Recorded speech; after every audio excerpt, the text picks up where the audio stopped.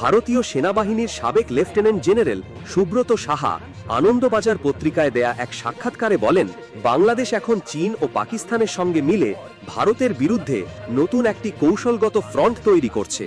এমনকি রংপুরে পাকিস্তানি গোয়েন্দা সংস্থা আইএসআই এর উপস্থিতির কথা উল্লেখ করেন, যা পরিস্থিতিকে আরও জটিল করে তুলছে।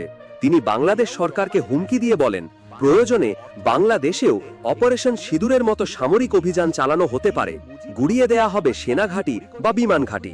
আসামের মুখ্যমন্ত্রী হেমন্ত বিশ্ব শর্মা হুমকি দিয়েছেন, বাংলাদেশ যদি চিকেন নেকের দিকে নজর দেয় তাহলে তাদের অনেক বড় মূল্য দিতে হবে। তারা জানে না তাদেরও একটি চিকেন নেক আছে, আর এটি হলো ফেনী নেক।